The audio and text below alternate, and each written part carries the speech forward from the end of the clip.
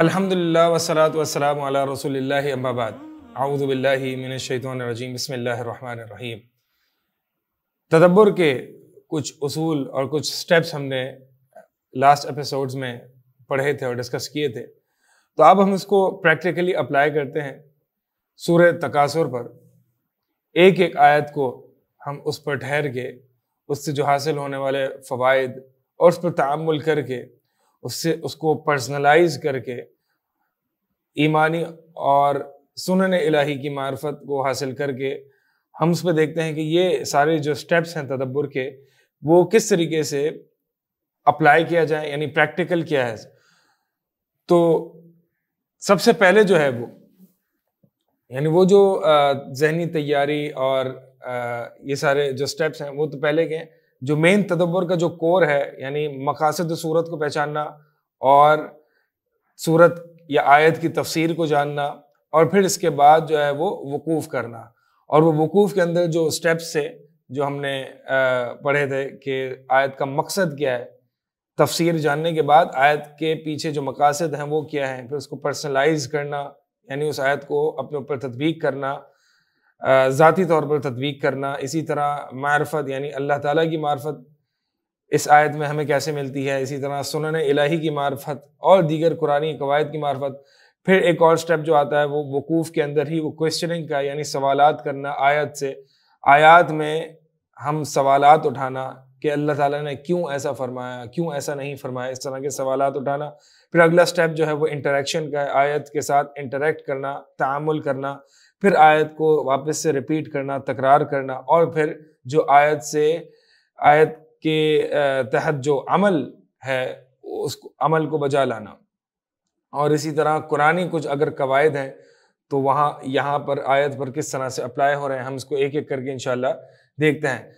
تو اس وقوف پر آنے سے پہلے ہم سورہ تکاثر کے جو مقصد ہے، بنیادی مقصد وہ کیا ہے۔ سورہ تکاثر کا جو بنیادی مقصد ہے وہ دنیا کے پیچھے لگ جانے والے متکاثرین، یعنی ایک دوسرے سے آگے بڑھنے کی حرص رکھنے والے دنیا میں، ان کو موت اور حساب کتاب سے کی یاد دہانی کرائی جا رہی ہے، ان کو نصیحت کرائی جا رہی ہے، تاکہ یہ جو دنیا کے کمپٹیشنز میں اندر یہ مشغول ہیں اس سے تھوڑا سا باہر آئیں اور موت کو، اللہ کو اور آخرت کو یاد رکھیں۔ سورہ عادیات میں جو ہے وہ ہلاکت کا سبب ذکر کیا گیا ہے، یعنی مال جو ہے، ان الانسان لربہ لکنود وانہ علی ذلک لشہید وانہ لحب الخیر لشدید۔ یعنی یہ مال ہی ہے نا، یہ دنیا ہی ہے کہ اس کی محبت میں انسان جو ہے وہ اپنے رب کو بھول بیٹھا ہے۔ تو اسی طرح اس کے بعد سورہ عادیات کے بعد جو ہے وہ سورہ قاریہ ہے۔ تو یعنی مال کی حرص، مال کا جنون انسان کو جو ہے وہ اللہ سے بھی غافل کر دیتا ہے، اور پھر اللہ سے غافل ہونے کا جو نتیجہ ہے وہ سورہ قاریہ میں بیان ہوا ہے۔ یعنی اللہ سے اگر تم غافل ہو گئے تو پھر یاد رکھنا وہ دن آنے والا ہے جس دن القاریۃ ما القاریہ وما ادراک ما القاریہ، یعنی یہ دن آنے والا ہے۔ اور پھر اس میں جو صورت میں میزان کا ذکر ہے اور پھر نار کا ذکر ہے، تو اس دن کو یاد رکھنا۔ اور پھر اس کے بعد جو ہے وہ سورہ تکاثر، یعنی یہی وجہ ہے کہ تمہیں جو ہے، یعنی یہ صورتوں کی آپس میں مناسبت بھی ہے، اور اس سے ہمیں صورت کا مقصد بھی اس سے حاصل ہو رہا ہے۔ صورت کا تو خلاصہ یہ ہے کہ صورت کا جو بنیادی مقصد ہے وہ کیا ہے؟ تذکیر بالموت والحساب، یعنی موت اور حساب کتاب کی یاد دہانی۔ کن لوگوں کو؟ متکاثرین کو، یعنی جو دنیا میں کمپٹیشنز کر رہے ہیں، ایک دوسرے سے آگے بڑھنے کی جو حرص ہے، یہ مقصد صورت ہے۔ اس کے بعد جو ہے وہ ہم تفسیر، یعنی تدبر سے پہلے تفسیر ہے، تو ایک ایک آیت کو ہم اٹھاتے ہیں اور پھر پہلے تفسیر ذکر کریں گے، یعنی اس کا عام معنی اور مفہوم، اللہ کی مراد کیا ہے۔ پھر اس کے بعد جو ہے وہ تدبر کیسے کیا جائے گا، جو ہم نے سٹیپس ذکر کیے ہیں ان سٹیپس کو مد نظر رکھتے ہوئے اللہ کا نام لے کے شروع کرتے ہیں۔ اعوذ باللہ من الشیطان الرجیم، بسم اللہ الرحمن الرحیم۔ الہاکم التکاثر حتی زرتم المقابر کلا سوف تعلمون ثم کلا سوف تعلمون کلا لو تعلمون علم الیقین لترون الجحیم ثم لترونها عین الیقین ثم لتسألن یومئذ عن النعیم۔ الہاکم التکاثر، پہلی آیت پہ ہم ذرا پڑھتے ہیں، اس کو غور کرتے ہیں، اس پر ٹھہرتے ہیں۔ الہاکم التکاثر، تمہیں غافل کر دیا ہے، الہاکم الہا یلہی سے، تمہیں غافل کر دیا، مشغول کر دیا ہے، مصروف کر دیا ہے، غافل کر دیا ہے۔ کس نے؟ تکاثر نے۔ تکاثر کہتے ہیں ایک دوسرے سے زیادہ حاصل کرنے کی حرص، یعنی ایک دوسرے سے کمپیٹ کرنا۔ تکاثر فی الاموال والاولاد، جیسے کہ ایک اور جگہ بھی ذکر ہے، اعلموا انما الحیات الدنیا لعب ولہو وزینۃ وتفاخر بینکم وتکاثر فی الاموال والاولاد، کہ دنیا کی زندگی تو کھیل تماشا، دل لگی، تفاخر، ایک دوسرے سے بڑائی کا اظہار کرنا، وتکاثر فی الاموال والاولاد، اور ایک دوسرے سے مال اور اولاد میں زیادہ کی حرص رکھنا۔ تو تمہیں تکاثر نے غافل کر دیا ہے۔ اور اس تفسیر کے ضمن میں ہم جہاں پہ اگر حدیث کوئی مناسبت، اس آیت سے اگر کوئی مناسب حدیث ہوگی تو ہم وہ حدیث بھی آپ کے سامنے ذکر کریں گے۔ اور اسی مناسبت سے ایک حدیث بھی ہے، ایک صحابی اللہ کے نبی صلی اللہ علیہ وسلم کے پاس آتے ہیں، اللہ کے نبی صلی اللہ علیہ وسلم اس آیت کو تلاوت فرما رہے ہیں، الہاکم التکاثر حتی زرتم المقابر۔ پھر اللہ کے نبی صلی اللہ علیہ وسلم فرماتے ہیں کہ یقول ابن آدم مالی مالی، ابن آدم کہتا ہے میرا مال میرا مال۔ وقال، اور پھر اللہ کے نبی صلی اللہ علیہ وسلم فرماتے ہیں وَهَلْ لَكَ يَا ابْنَ آدَمَ مِن مَالِكَ إِلَّا مَا أَكَلْتَ فَأَفْنَيْتَ وَلَبِسْتَ فَأَبْلَيْتَ تصدقت فَأَمْضَيْتَ۔ فرماتے ہیں کہ ابن آدم کہتا ہے میرا مال میرا مال، تو اے ابن آدم کیا تیرا مال اس میں اس کے علاوہ اور کچھ ہے کہ جو تو نے کھا لیا اور کھا کے ختم کر دیا، پہن لیا اور پہن کے پرانا کر دیا، اور صدقہ کر کے آگے بھیج دیا؟ بس جو تو نے کنزیوم کر لیا وہ تیرا مال ہے۔ اب جو تو سیو کر رہا ہے وہ تجھے کیسے پتا تیرا مال ہے نہیں ہے؟ تو مر جائے تیرے وہ رساگا ہو جائے گا۔ تو جو تو نے کنزیوم کیا، جو تو نے استعمال کر لیا، وہ تیرا مال ہے، باقی تیرا مال نہیں ہے۔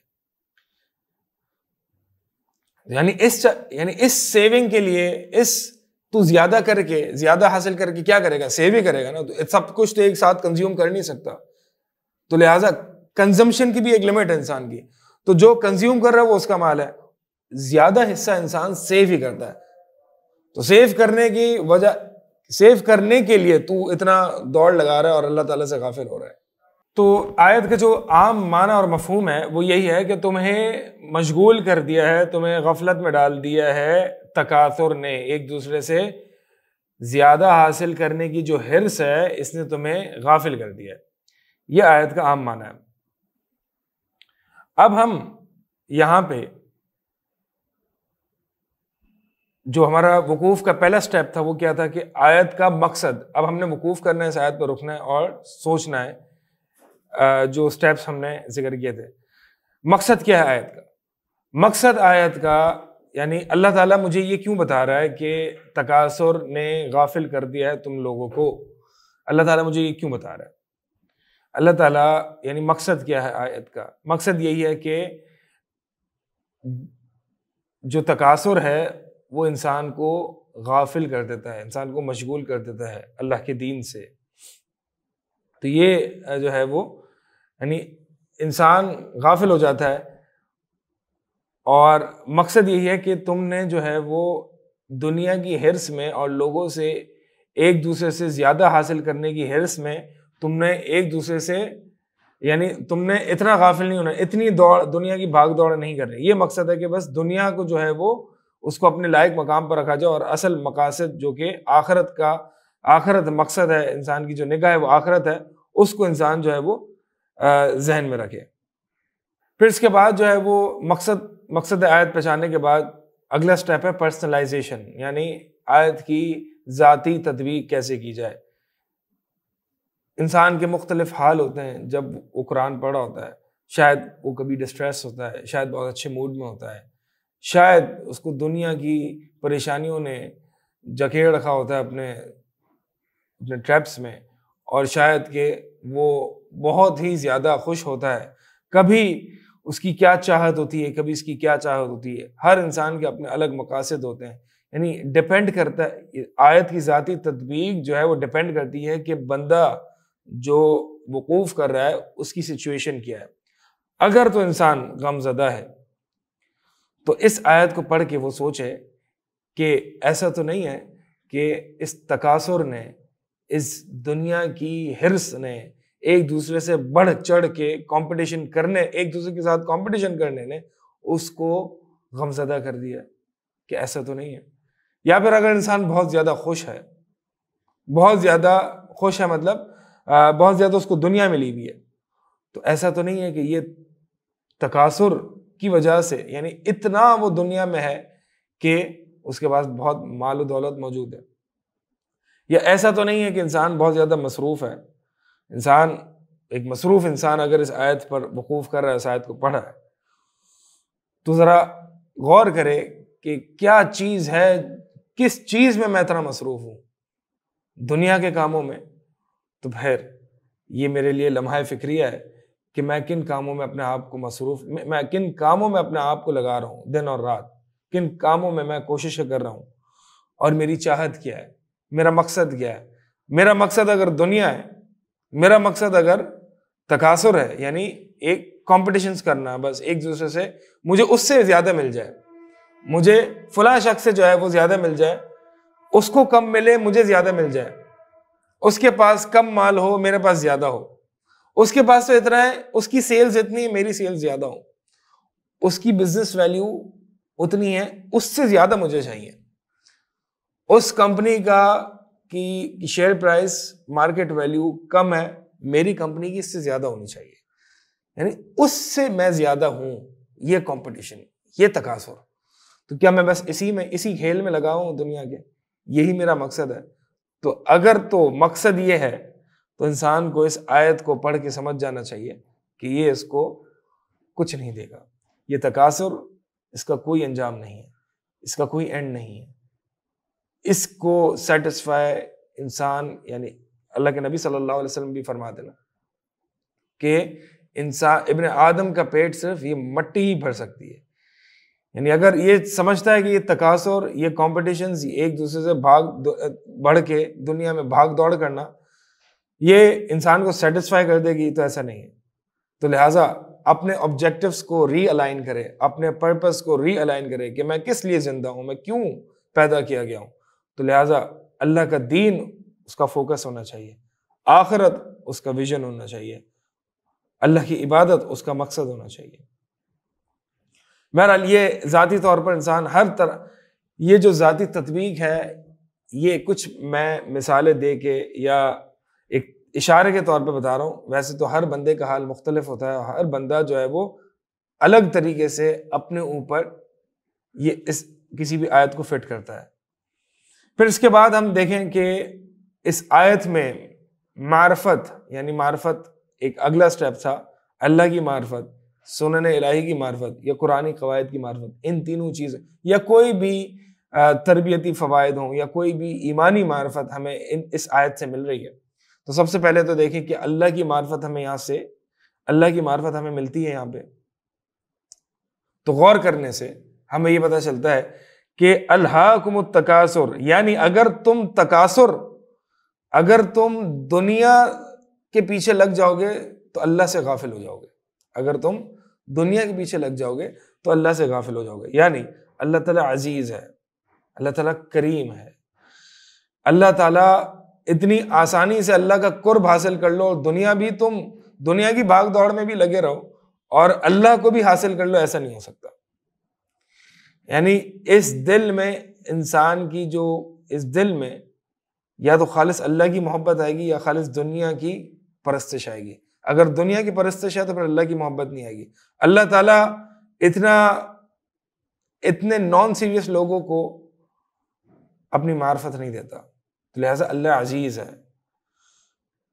اگر کوئی شخص دنیا کے ذریعے اللہ کو حاصل کرنا چاہے، دنیا حاصل کر کے بھی، یعنی دنیا کے پیچھے لگ کے، دنیا کی پرستش کر کے یہ سمجھے کہ میں اللہ کو بھی پالوں گا، تو ایسا نہیں ہو سکتا. اللہ کی محبت جو ہے وہ دل میں خالص ہونی چاہیے، اس کے ساتھ کسی اور محبت کو نہیں ملانا چاہیے. تو یہ اللہ کی معرفت، اللہ کی سنن الہی کی معرفت، سنن الہی کی بھی معرفت ہمیں ملتی ہے کہ جو شخص اللہ سے غافل ہوگا، جو شخص اللہ سے غافل ہوگا تو اللہ تعالیٰ اس کو اس کے اپنے آپ سے غافل کر دے گا. یعنی یہ اللہ کا طریقہ ہے کہ جو شخص جتنا دنیا میں گھسے گا اور جتنا دنیا کو اپنے اوپر حاوی کرے گا اور دنیا کے مال اور متاع میں ایک دوسرے سے کمپیٹ کرے گا، تو اللہ کو اس کے نتیجے میں ہوگا کیا کہ اللہ تعالیٰ انسان کو غافل کر دے گا. اللہ تعالیٰ انسان کو غافل کر دے گا اپنے آپ سے، اپنے دین سے، آخرت سے، انسان کے اپنے نفس سے انسان کو غافل کر دے گا. اگلا سٹیپ جو ہے وہ وقوف کا ہمارا کوشچننگ ہے، سوالات کرنا آیت سے. اس میں بنیادی طور پر پہلے تو 2 سوال کہ تکاثر، دیکھیں آیت میں کیا، الہاکم التکاثر، تمہیں غافل کر دیا تکاثر نے. کس چیز کی کثرت نے، کس چیز کی ایک دوسرے سے کثرت کا حصول، کس چیز کے کمپٹیشن نے، پہلا سوال کس چیز کی کمپٹیشن نے تمہیں غافل کر دیا.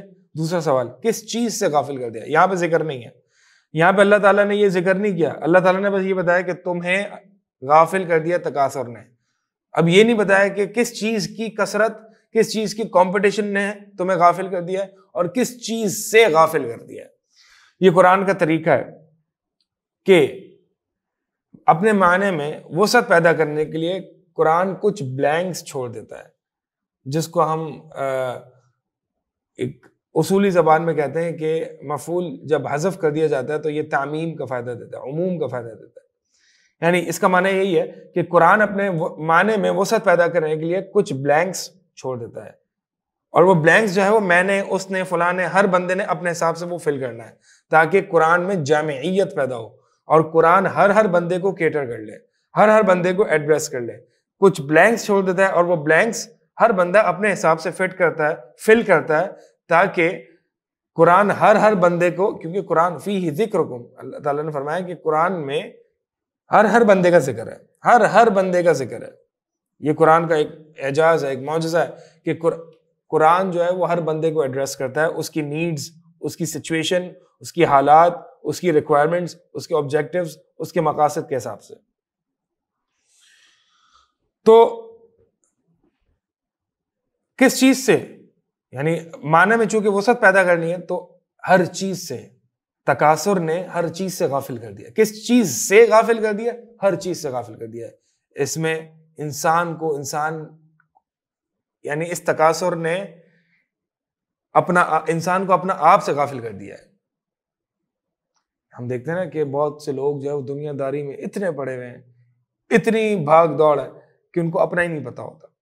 تو یعنی اپنا آپ سے وہ غافل ہو گئے، یہ بھی بلینک فل کر سکتے ہیں.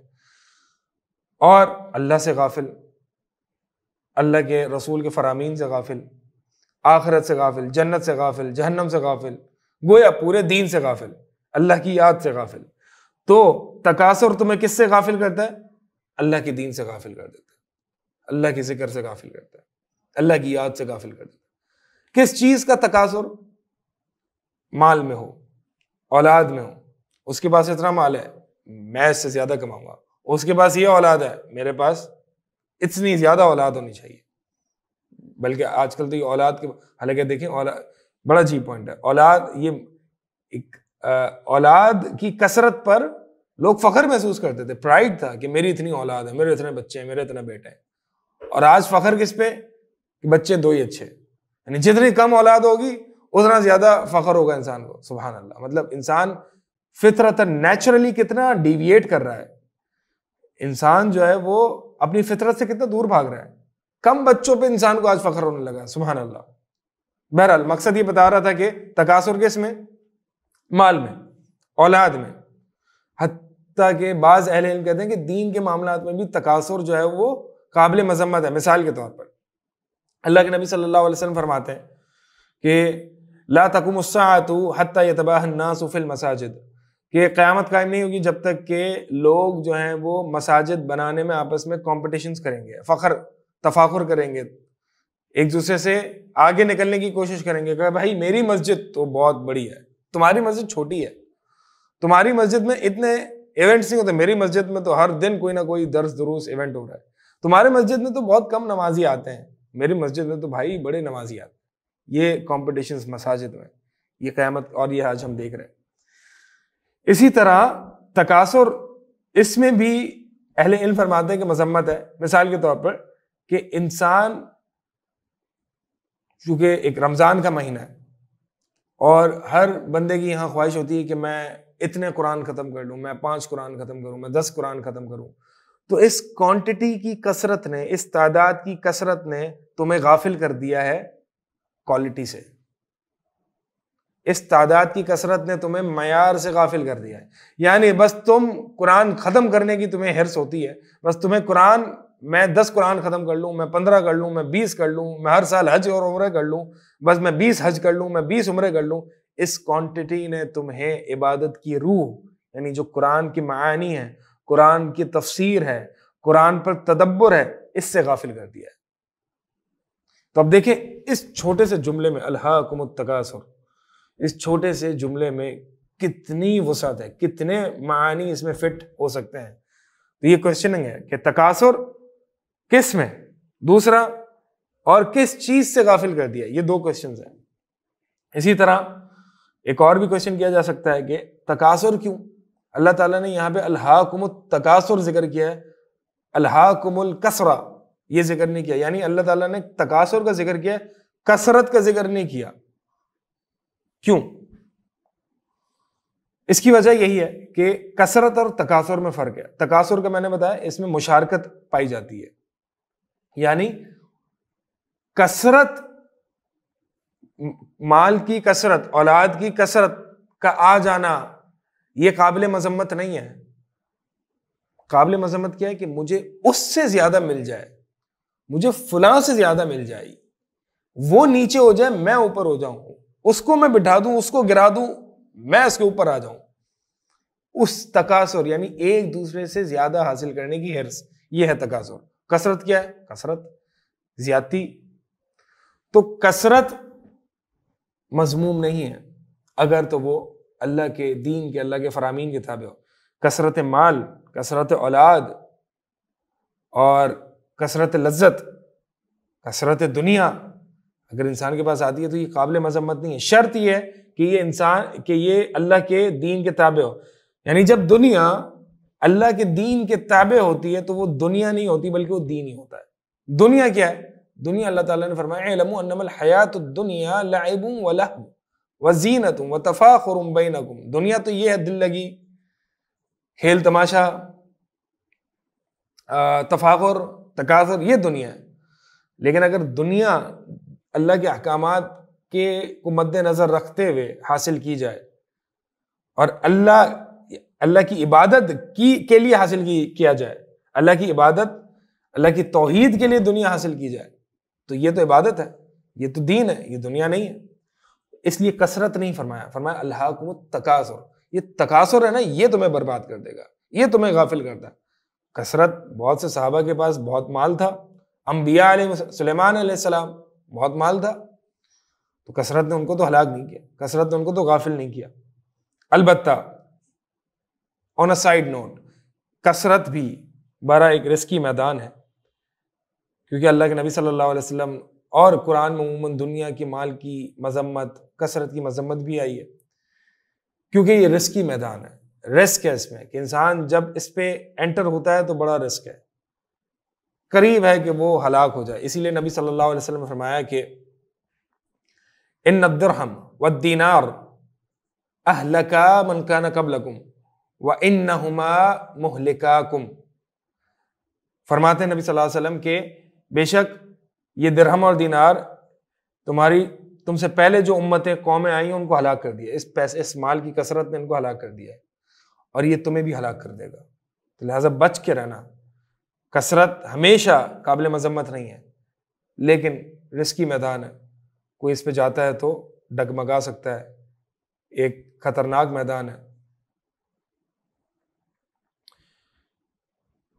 اللہ کے ورنہ تو جو مال کمانا، دنیا کمانا، یہ مذمت نہیں ہے۔ اللہ کے نبی صلی اللہ علیہ وسلم فرماتے ہیں نعم المال الصالح للرجل الصالح، بڑا ہی خوب ہے اس نیک آدمی کا مال جو کہ پاکیزہ مال ہے۔ یعنی اگر نیک آدمی ہے، آدمی نیک ہے، صالح ہے، اور مال بھی پاکیزہ ہے، بڑی خوب ہے۔ یہ جوڑ جو یہ جو جوڑ ہے بڑا خوبصورت جوڑ ہے۔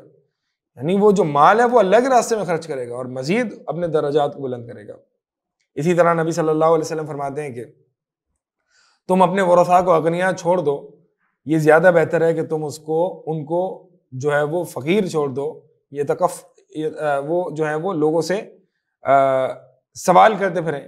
اسی طرح نبی صلی اللہ علیہ وسلم فرمایا کہ ید العلیٰ، یہ جو دینے والا اونچا ہاتھ جو ہے، دینے والا ہاتھ ہے، یہ ید السفلیٰ سے زیادہ بہتر ہے جو لینے والا ہے، نیچے والا ہاتھ، اوپر والا ہاتھ نیچے والے ہاتھ سے بہتر ہے۔ اسی طرح نبی صلی اللہ علیہ وسلم اپنی ازواج کے لیے 1 سال کے راشن کا اہتمام کرتے تھے، اور پھر جو بچ جاتا تو یعنی یہ جو سیونگز کرنا اور دنیا اگر کثرت سے دل میں اس کو اور دل و دماغ پر اس کو سوار کیے بغیر اگر انسان حاصل کرتا ہے تو اس میں کوئی مذمت نہیں ہے، بلکہ یہ جو مال صالح، یعنی یہ جو پاکیزہ مال ہے، بڑا ہی خوب ہے ایک صالح بندے کے لیے، صالح آدمی کے لیے۔ تو بہرحال اس لیے اللہ تعالیٰ نے، مقصد یہ ہے کہ اللہ تعالیٰ نے تکاثر اس لیے فرمایا، کثرت اس لیے نہیں فرمایا، کیونکہ کثرت انسان کو ضروری نہیں ہے کہ وہ اللہ تعالیٰ سے غافل کر دے۔ ایک اور سوال ہے کہ ہم سوال کر سکتے ہیں تکاثر کیوں غافل کر دیتا ہے؟ تکاثر کیوں غافل کرتا ہے؟ دیکھیں اس کا سادہ سا جواب یہی ہے، یعنی ہم سوال کریں کہ اللہ تو نے بتایا کہ ہمیں تکاثر غافل کر دیتا ہے تیرے دین سے، تیری یاد سے، حتیٰ کہ انسان کا اپنے آپ سے، تو کیوں ایسا ہوتا ہے؟ تو اس کا سادہ جو سمپل آنسر ہے اس کا یہ ہے کہ دیکھیں دنیا کی بھاگ دوڑ، ایک دوسرے سے آگے بڑھنا، یہ انسان کا بنیادی مقصد نہیں ہے، یہ حقیقت نہیں ہے، یہ انسان کا پرپس ہی نہیں ہے۔ تو جب انسان اصل مقصد سے ہٹے گا اور اس کو مقصد بنا لے گا تو پھر اصل مقصد کو بھول جائے گا۔ سادی سی بات ہے، سمپل سی بات ہے۔ جب انسان دنیا کی بھاگ دوڑ میں جو اس کا اصل مقصد نہیں ہے اس کے پیچھے لگ پڑے گا تو اپنے اصل مقصد سے غافل ہو جائے گا۔ اور اسی طرح اللہ تعالیٰ ایک اور جگہ بھی فرماتے ہیں وَمَن يَعْشُ عَن ذِكْرِ الرَّحْمَنِ نُقَيِّضْ لَهُ شَيْطَانًا فَهُوَ لَهُ قَرِينٌ، کہ جو رحمان کے ذکر سے غافل ہو جائے گا اللہ تعالیٰ اس کے لیے شیطان مقرر کر دیں گے، تو اس کا ساتھی بنا دیں گے اس کو۔ اب وہ غافل ایک تو اصل مقصد سے ہٹنے کی وجہ سے بھی ہو رہا ہے اور پھر شیطان کے مقرر ہونے کی وجہ سے بھی ہو رہا ہے۔ اگلا سٹیپ ہمارا وقوف میں انٹریکشن ہے۔ انٹریکشن ہے، اس آیت کے ساتھ آپ کیا انٹریکٹ کریں، کیسے انٹریکٹ کریں، کیا دعا مانگے اللہ تعالیٰ سے؟ الہاکم التکاثر، اللہ تعالیٰ ہمیں تو اس تکاثر سے، اس دنیا کی حرص سے، اس دنیا کی ٹینشن سے ہمیں بچا کے رکھنا، اس دنیا کی ٹینشن سے تو ہمیں بچا کے رکھنا۔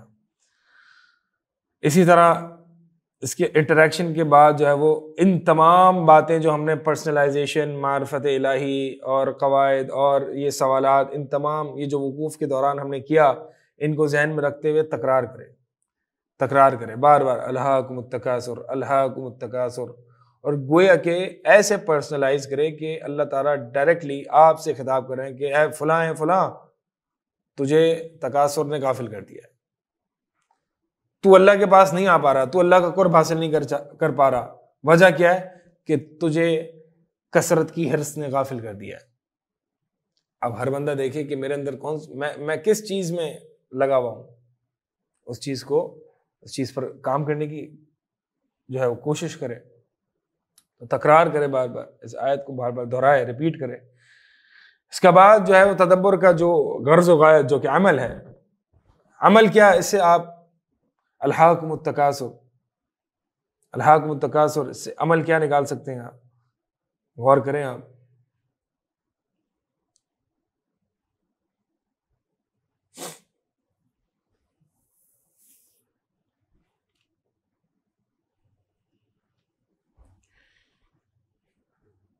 کوئی بھی عمل آپ اس سے اپنے حساب سے جو ہے وہ اس میں کوئی بھی ایکشن پلان ڈیوائز کر سکتے ہیں. مثال کے طور پر آپ غفلت میں دنیا صبح شام جو ہے وہ آپ آفس میں رہیں اور ایک طریقے سے دل پہ پردہ سا چھا گیا ہے, تو اللہ کے لیے خالص خشوع کے ساتھ 2 رکعت نماز پڑھ لیں, اچھے طریقے سے احسان کے ساتھ وضو کریں اور خالص ایسی نماز پڑھیں جس میں کامل اللہ ہی کی طرف توجہ ہو, احسان کے ساتھ. اعبد اللہ کأنک تراہ فإن لم تکن تراہ فإنہ یراک, ایسے عبادت کرنا جیسے اللہ کو تم دیکھ رہے ہو, گویا کہ اللہ کے سامنے تم کھڑے ہو, کیسی عبادت کرتے ویسے بالکل کامل توجہ سے, تاکہ اس غفلت سے باہر آ سکو, اس دنیا کی رنگینی, دنیا کی کمپٹیشنز, بھاگ دوڑ, اس سے باہر سکو. اللہ کا ذکر کرو, ذکر اللہ, فوراً سے اللہ کی یاد, اللہ سے دعائیں کرو. یہ عمل جو ہے وہ انسان اس آیت کے تحت کر سکتا ہے.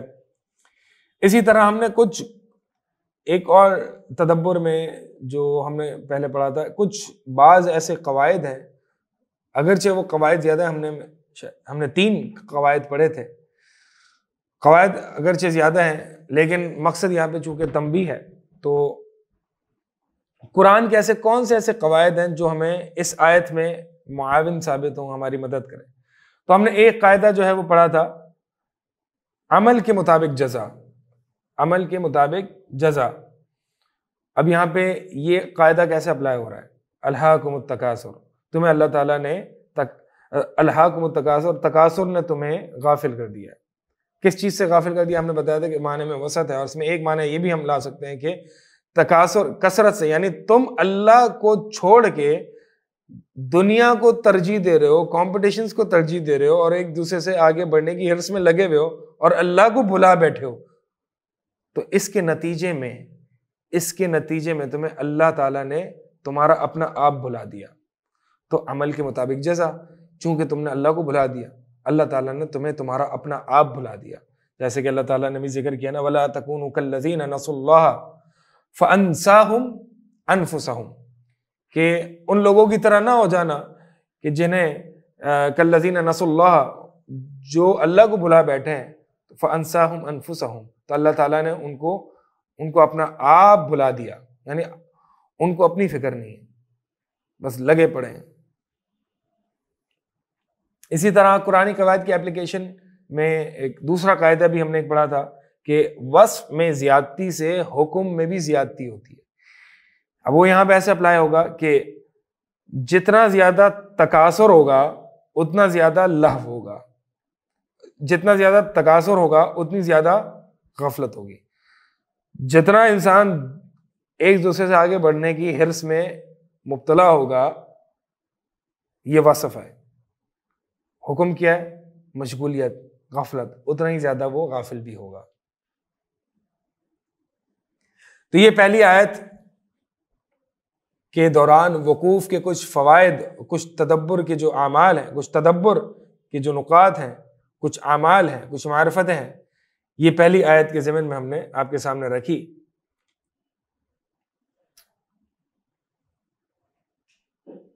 دوسری آیت انشاءاللہ اگلے ایپیسوڈ میں ہم وقوف کریں گے اور دیگر فوائد انشاءاللہ اس کو ہم نکالیں گے.